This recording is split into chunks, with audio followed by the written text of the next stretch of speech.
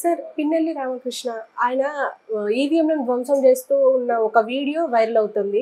అది యాహ్! ఇప్పుడు రీసెంట్‌గా బయటికి రావడం అంటే ఎలక్షన్స్‌కి తర్వాత ఎప్పుడు రాలేదు. లేట్‌గా రావడం మీద చాలా మందికి అనుమానాలొస్తున్నాయి. అసలెందుకు ఇప్పుడు విడుదలయ్యిందంటారు? దీనికి కారణం ఏందంటే సీసీటీవీ ఫుటేజ్‌ని దాచిపెట్టారు. పోలీసులు సరిగ్గా దీని మీద ఎంక్వైరీలు చేయలేదు. అంటే కొన్ని చోట్ల పోలీసులు వైసీపీతో కుమ్మక్కయ్యారు. కొన్ని చోట్ల తెలుగుదేశంతో కుమ్మక్కయ్యారు. అది కనిపిస్తుంది. సో, ఇప్పుడు సిట్ వేశారు. సిట్ వేసిన తర్వాత వాళ్ళకి అర్థమైందేమో సిట్ కూడా ఏం చెప్పిందంటే, చాలా చోట్ల సీసీటీవీ ఫుటేజ్ కలెక్ట్ చేయలేదు. కలెక్ట్ చేసినా దాన్ని పరిశీలించి వాళ్ళ మీద చర్యలు తీసుకోలేదు అని చెప్పింది. అలాగే దాదాపు 13, 1400 మంది మీద కేసులు పెట్టాల్సి ఉన్నా కూడా అంతమంది మీద పెట్టలేదు. ఏదో కొంతమంది పెట్టారు, కొంతమంది మీద నోటీసులు ఇచ్చి వదిలేశారు. 41A నోటీసులు అనేది సిట్ నిన్న 150 పేజీల నివేదికలో చెప్పింది. సో, ఇక్కడ అందుకనే ఇది ఇప్పుడు నాకు తెలిసి ఇది తెలుగుదేశం వాళ్ళకి దొరికినట్టుంది. సిట్‌కి దొరికితే వాళ్ళు బయట పెట్టరు. సో, తెలుగుదేశం వాళ్ళు మరి ఎలా సంపాదించారనేది తెలీదు. బట్ వాళ్ళు చాలా బాగా సంపాదించారని చెప్పొచ్చు. అప్రిషియేట్ చేయొచ్చు. ఎందుకంటే యాక్టివ్గా ఉన్నారు. నిజానికి తెలుగుదేశం నుంచి కూడా ఇలాంటివి జరిగాయి కానీ వైసీపీ వాళ్ళు అంత యాక్టివ్గా ఉన్నట్టుగా కనిపించట్లేదు. తెలుగుదేశం వాళ్ళు వర్క్ చేస్తున్నారు. సో, ఇప్పుడు పిన్నెల్లి అక్కడ క్లియర్గా వెళ్ళి చేస్తున్నాడు. అక్కడ ఉన్న ఆఫీసర్ కూడా ఏమి అబ్జెక్ట్ చేయట్లేదు. ఎవరో చేస్తుంటే అబ్జెక్ట్ చేసేదానికి ఒక అతను వస్తే అతను కూడా లాగి పడేశారు. సో, క్లియర్గా అక్కడైతే పిన్నెల్లి చేసినట్టుగా వీడియోలో ఉంది. మరి దాన్ని కూడా డీప్ఫేక్ అంటారేమో తెలియదు మనకి. ఎందుకంటే ఇప్పుడు డీప్ఫేక్ అని నిజంగా జరిగితే కూడా డీప్ఫేక్ మీద తోసేయచ్చు. కానీ రేపు ఫోరెన్సిక్కి పంపిస్తారు ఖచ్చితంగా ఇలాంటిది. ఎందుకంటే కోర్టుకు వెళ్తుంది కేసు. కోర్టులో కూడా అడ్వకేట్ ఇది మాది కాదు, అతను లేడు ఆ టైంలో అక్కడ అని చెప్తారు. చెప్పినప్పుడు ఇది ఫోరెన్సిక్కి పంపిస్తారు. ఫోరెన్సిక్ సైన్స్ ల్యాబ్ ఎఫ్ఎస్ఎల్కి.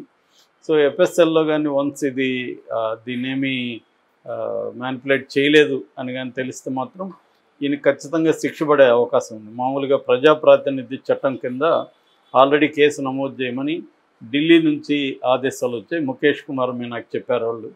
సో, ఎందుకంటే ఇది వైరల్ అయింది. ఢిల్లీకి కూడా వీళ్ళు పెట్టుంటారు అలాగూ తెలుగుదేశం వాళ్ళు. సో, అక్కడ వాళ్ళు చూసి ఇమ్మీడియట్గా దీని మీద చర్య తీసుకోండి. ఒక ప్రజాప్రతినిధి ఈవీఎంలను ధ్వంసం చేస్తే ఇంకా ఎన్నికల పరిస్థితి ఏంటి? సో, దీని మీద సీరియస్ చర్య తీసుకోమని డీజీపీకి చెప్పమని ఈయనకి ముఖేష్ కుమార్ మీనాకి ఆదేశాలు వచ్చాయి. ఆయన డీజీపీకి ఎలా చెప్తాడు. సో, డీజీపీ దీని మీద కేసు నమోదు చేసే అవకాశం ఉంది. అయితే మరి మామూలుగా అయితే 7 ఏళ్ళు వరకు జైలు శిక్ష పడే అవకాశం ఉంది దీంట్లో, ఇటువంటి కేసుల్లో. మరి ఇది పడుతుందా? ఎందుకంటే ఒకటి సీసీటీవీ ఫుటేజ్, దాన్ని మ్యానిపులేట్ చేసామని చెప్తారు. అది ఎట్లాగో ఎఫ్ఎస్ఎల్ నుంచి వస్తుంది. రెండవది అక్కడ సాక్ష్యాలు కూడా ఉన్నారు తెలుగుదేశం వాళ్ళు. మరి ఆయనకి కూడా తెలిసి ఉంటుంది కదా సీసీటీవీ. ఎందుకంటే దాదాపు అన్ని కేంద్రాల్లో సీసీటీవీలు పెట్టారు. మరి సీసీటీవీలు ఉన్నా కూడా అతను చేయగలిగాడంటే మరి అతను ఏ కాంపిటెన్స్ చేశాడనేది షాకింగ్ విషయమే. సో, ఇదైతే బయటకు వచ్చింది. ఇప్పుడు దీని నుంచి తెలుగుదేశం వాళ్ళు ఒక ఆందోళన వ్యక్తం చేస్తున్నారు. స్ట్రాంగ్ రూముల దగ్గర కూడా భద్రత సరిగా లేదు అని ఈసీకి చెప్తున్నారు. బట్ ఈసీ స్ట్రాంగ్ రూముల దగ్గర భద్రత ఎలాంటి భద్రత ఉందో డీజీపీ నిన్న విడుదల చేశాడు. దాదాపు 350 స్ట్రాంగ్ రూమ్లు ఉన్నాయి ఆంధ్రప్రదేశ్లో. అందులో దాదాపు 100 ఫేస్ రికగ్నైజ్డ్ సీసీటీవీలు పెట్టారు. అంటే ఫేస్ను కూడా అది రికగ్నైజ్ చేయి క్లీన్గా చూపిస్తుంది అనమాట.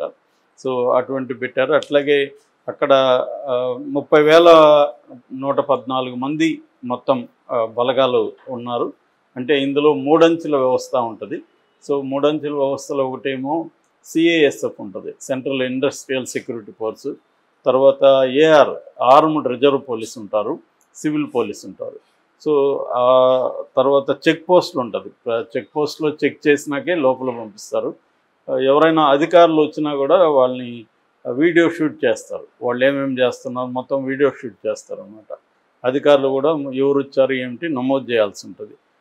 అట్లాగే అక్కడ ఉన్న పోలీస్ అధికారులు, పోలీసు సెక్యూరిటీ అందరికీ బాడీ క్యామ్స్ ఉంటాయి అన్నమాట.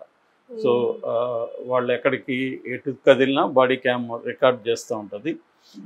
తర్వాత నైట్ అయితే ఫ్లడ్ లైట్స్ కూడా పెట్టారు, చీకట్లో ఏమన్నా అటాక్ చేస్తారని ఫ్లడ్ లైట్స్ ఉంటాయి. రెండోది 2 కిలోమీటర్ రేడియస్లో ఏ టపాసులు పేల్చడం కావచ్చు, లేకపోతే బెలూన్స్ ఎగరేయడం కావచ్చు, డ్రోన్స్ కావచ్చు, ఇవేవి కూడా అలో చేయట్లేదు. చాలా స్ట్రాంగ్ అయితే ఉంది. దాని తర్వాత వీటిని కౌంటింగ్ కేంద్రాలకి తరలిస్తారు. కౌంటింగ్ కేంద్రాలు ఇప్పటి వరకు అయితే 33 ఉన్నాయి. వాటిని పెంచమని తెలుగుదేశం అడుగుతుంది, 33 సరిపోదని.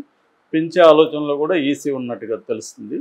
సో కౌంటింగ్ కేంద్రాలు కూడా హై సెక్యూరిటీతో వీటిని తీసుకెళ్తారు. ఎందుకంటే ఆల్రెడీ ఆంధ్రప్రదేశ్లో ఉద్రిక్త పరిస్థితులు ఉన్నాయి కాబట్టి చాలా అట్మోస్ట్ జాగ్రత్తలు తీసుకుంటుంది. ఎలక్షన్ అయినాక కూడా 15 రోజుల పాటు 25 కంపెనీల కేంద్ర బలగాలు ఆంధ్రప్రదేశ్లోనే ఉంటాయి. ఎందుకంటే post election violence, post result violence జరిగే అవకాశాలు ఉందని ఇంటెలిజెన్స్ వర్గాలు ఈసీకి చెప్పాయన్నమాట.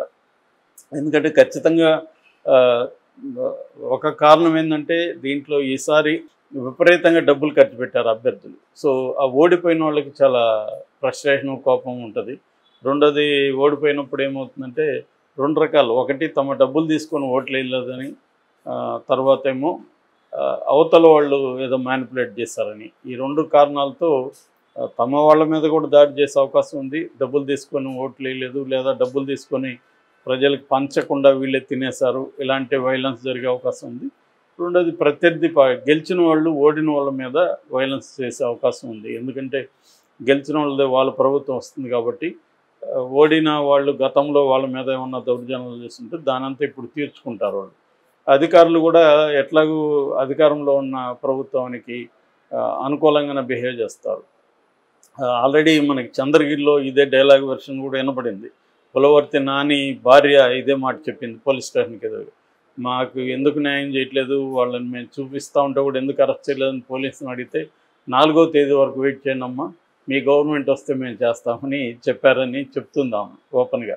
అంటే క్లియర్గా ఏంటంటే అధికారంలో ఏ ప్రభుత్వం ఉన్నా కూడా ఎక్కడైనా, ఆంధ్రప్రదేశ్ అనే కదా దేశంలో ఎక్కడైనా కూడా పోలీసులు ఏంటంటే వాళ్ళకి అనుకూలంగా ప్రవర్తిస్తారు. రేపొద్దున వాళ్ళు తమకు ఎక్కడ పనిష్మెంట్ ఇస్తారో, తమను ఎక్కడ పనికిమాలిన ఏరియాలకి ట్రాన్స్ఫర్లు చేస్తారు, లేకపోతే ఏమన్నా ఇబ్బంది పెడతారు అన్న భయం పోలీసులకు ఉంటుంది. అందుకని జనరల్గా ఆల్ సిస్టమ్స్ కూడా పొలిటికల్ సిస్టమ్ కంట్రోల్లో పనిచేస్తుంటాయి. పొలిటికల్ సిస్టమ్ ఏమో ఎకనామిక్ సిస్టమ్ దగ్గర ఉంటుంది మళ్ళీ ఫైనల్గా. సో అలా వ్యవస్థలు నడుస్తుంటాయి. సో అందుకని ఇప్పుడు ఆంధ్రప్రదేశ్లో ఈ ఈవీఎంలది ఇదే కాకుండా ఇంకొక 7 సెంటర్లో కూడా మాచర్ల ఏరియాలో ధ్వంసం జరిగినట్టుగా చెప్తున్నారు.